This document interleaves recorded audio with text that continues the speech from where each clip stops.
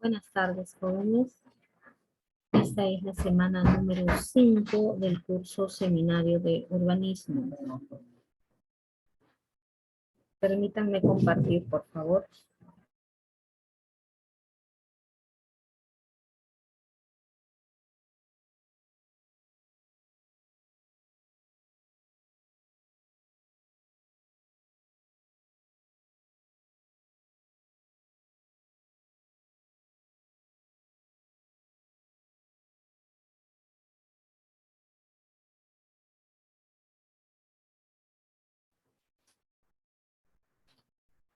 Bien, el desarrollo urbano. Repito, esta es la semana número 5 del curso de Seminario de Urbanismo.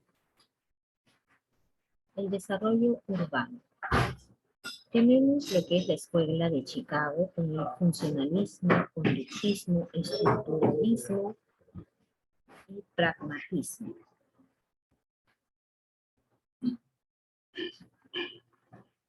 Funcionalismo, que viene a ser la teoría que está basada en los sistemas y parte de la convicción que la sociedad está formada como un sistema social.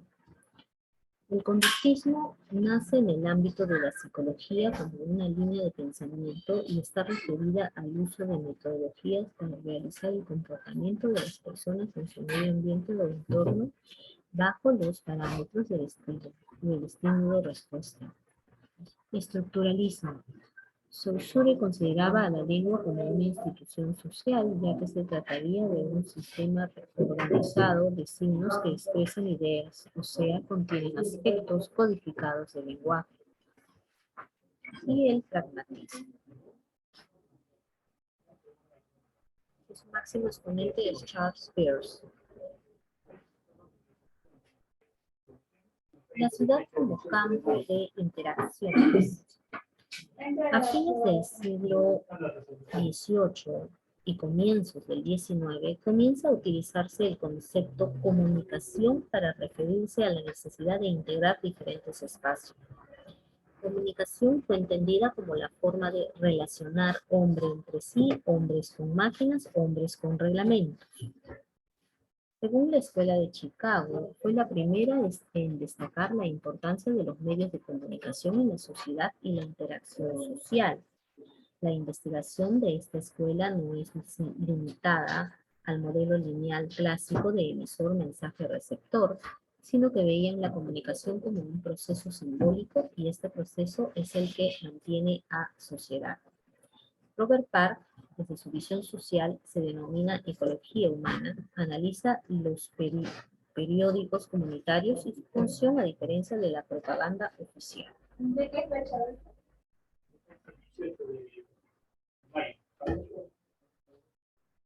Charles Cooley.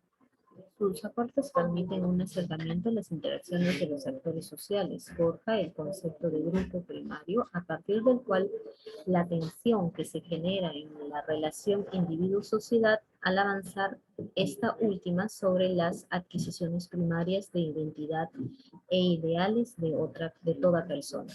Es a partir de estos estudios que se comienza a evaluar los efectos que producen las formas de vida de la sociedad industrial y los medios de prensa como desordenadores.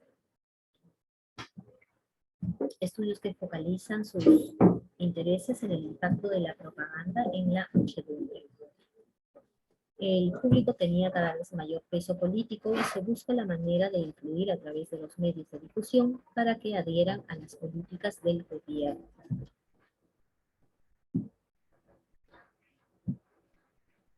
La ecología humana, según Robert Park, es un miembro destacado de la Escuela de Chicago, autor de una tesis doctoral sobre la masa y el público. Utiliza su práctica como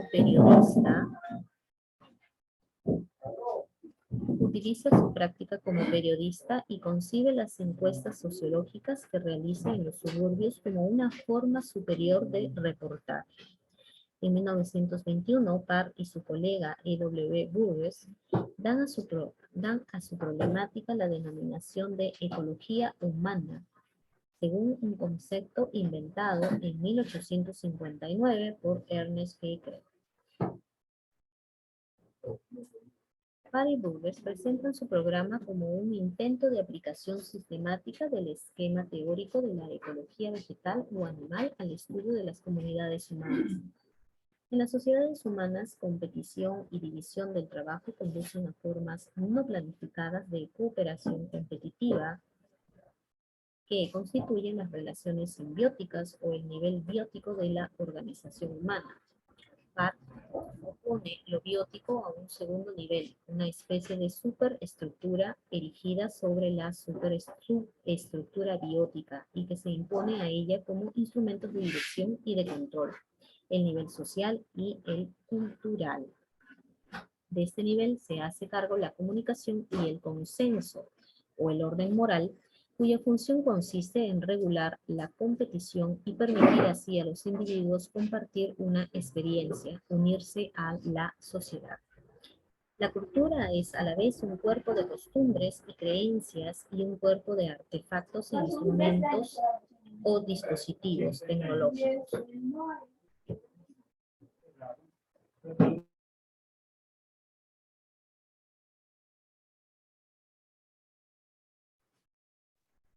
La cultura es a la vez un cuerpo de costumbres y creencias que un cuerpo de artefactos e instrumentos o dispositivos tecnológicos. Este nivel no es competencia de la ciencia ecológica.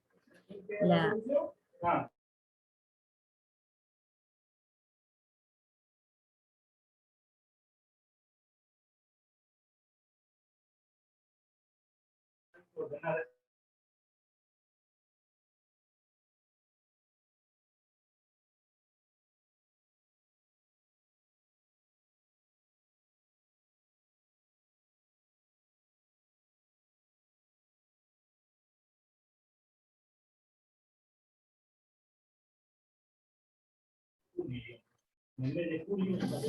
ecología humana concibe todo cambio que afecte a una división del trabajo existente o a las relaciones de población con el suelo en el marco de una idea del equilibrio, la crisis y la vuelta al equilibrio.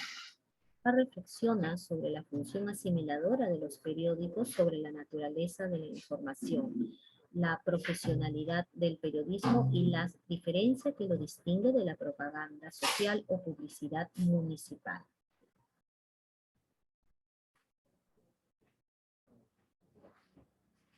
Pero ¿cuál es el campo privilegiado de la Escuela de Chicago?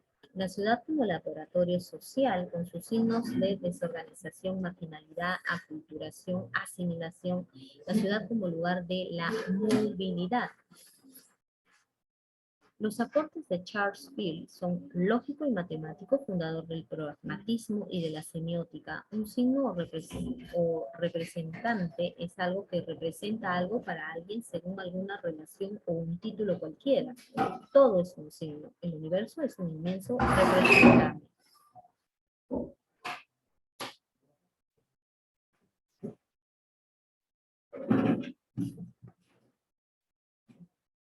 Los aportes de Charles Peirce.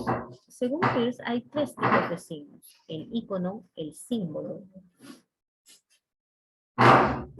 El ícono, que viene a ser el mapa, el indicio o índice, una placa en la que hay un impacto de bala como signo de un disparo, y el símbolo, que viene a ser la palabra.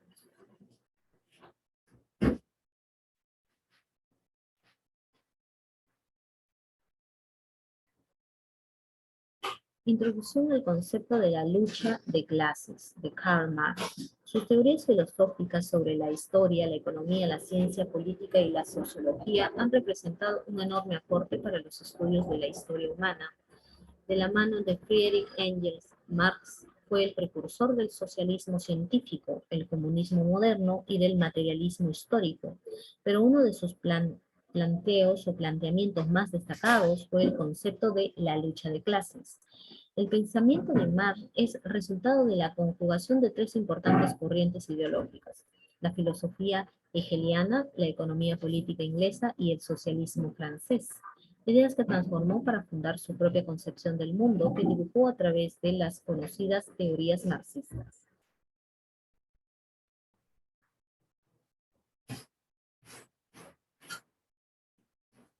Marx es conocido como uno de los creadores de la ciencia social moderna junto a Emily Durkheim y Max Weber. Si bien no gozó de grandes reconocimientos en vida, sus ideas fueron una gran influencia para los movimientos sociales que se generaron unos años tras su muerte. Vladimir Ilich Ulyanov, más conocido como Lenin, fue el primero que intentó llevar la ideología marxista a la práctica. A partir de entonces, el nombre de Marx fue ineludible a la hora de intentar comprender diferentes fenómenos sociales. Su ideología sigue vigente hasta hoy, a pesar de que fue desarrollada hace más de 150 años y es considerado uno de los hombres más influyentes de la historia. El marxismo como filosofía muchas veces es visto de manera reduccionista, como la supresión de la propiedad privada, pero esta es una simplificación del verdadero alcance de sus teorías que intentan explicar o que intentaban explicar con argumentos muchas veces complejos y abstractos la estructura social y la evolución de los hombres.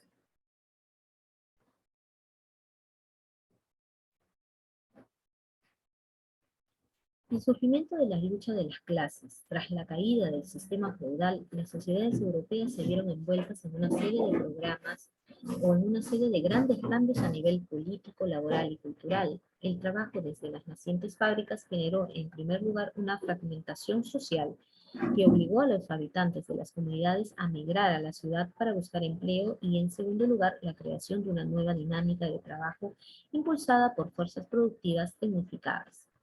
Al nacer la fábrica como espacio de trabajo, se desplazan las pequeñas compañías, los artesanos y comerciantes, dejando lugar a solo dos figuras: el obrero, quien será empleado de la fábrica, y el patrón, quien es el encargado de la fábrica y de sus empleados.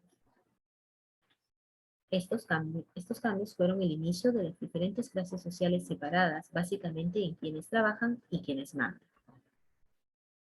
La lucha de las clases viene a ser, se diferencia en tres puntos, principalmente: económico, ideológico y político. Es una lucha de clases antagónicas que luchan por sus propios intereses y es la que produce el movimiento de la historia, que viene a ser el motor de la historia, es la lucha de clases, según Marx.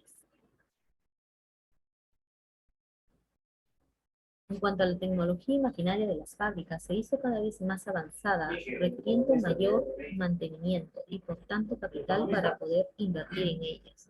Para los dueños de las fábricas fue necesario generar mayor cantidad de riqueza para continuar creciendo, lo que tuvo como consecuencia que el capital se fuera acumulando en cada vez menos personas, haciendo la diferencia entre las clases aún más evidente. Pero para el dueño de los medios de producción, que viene a ser la fábrica, el valor es algo que produce un obrero. No puede ser igual al precio que éste cobra por sus horas de servicio, dado que se pierde lo invertido tanto en la mano de obra como en mantenimiento de la maquinaria. Es por ello que el precio de algo es mucho menor a su costo y el obrero percibe un salario menor al capital que produce. Así surge el plusvalor o plusvalía, que es la expresión monetaria del valor que el trabajador asalariado crea por encima del valor de su fuerza de trabajo.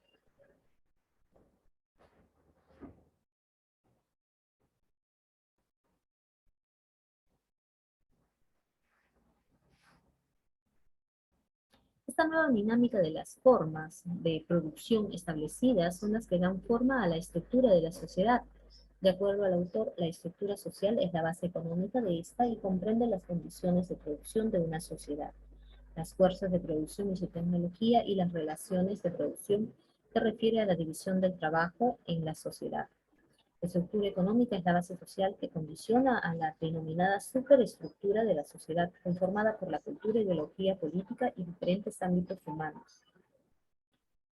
Esta serie de cambios dieron paso a la sociedad moderna, separada en dos grandes grupos: los dueños de los medios de producción, capitalistas o poseedores de la propiedad privada, denominados burgueses, y los obreros que no son dueños de los medios de producción y solo disponen de su fuerza de trabajo, llamados proletarios. La burguesía es uno de los dos grupos de esta dicotomía y está conformada por las personas que poseen los medios de producción y, por tanto, el poder. Los medios de producción, como las fábricas, por ejemplo, eran herramientas perfectas para la producción de mercancías en serie.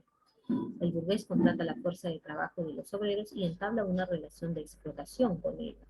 Para obtener su ganancia, contrata al obrero pagándole un salario inferior al capital que éste genera, acrecentando su riqueza por medio del trabajo ajeno. El burgués de la época de Marx es el antecedente de lo que hoy suele denominarse empresario capitalista. Y el proletario es la otra clase social conformada por los obreros que ofrecen su fuerza de trabajo para obtener un salario a cambio. Estos carecen de propiedad sobre los medios de producción, por lo que se dificulta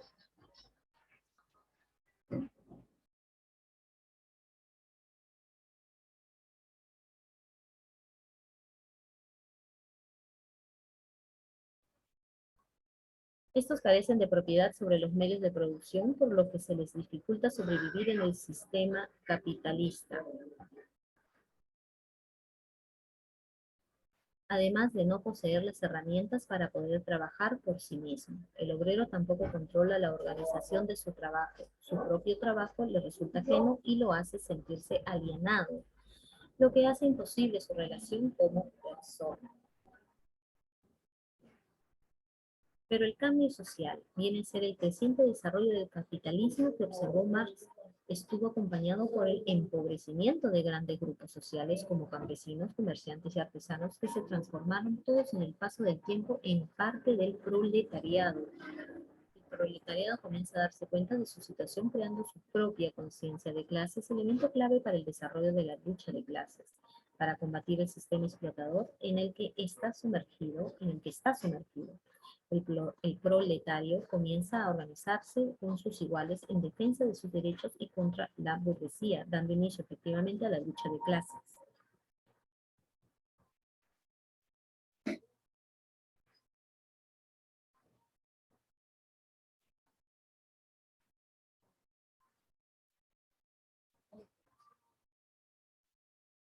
Alienación. Otra contradicción creada por el capitalismo en donde los hombres, a la par de aumentar el control científico-tecnológico sobre la naturaleza, al mismo tiempo han perdido el control sobre sus propias vidas ante fuerzas en apariencia ajenas o extrañas a ellos mismos, fuerzas del mercado que sienten no controlan y los dominan.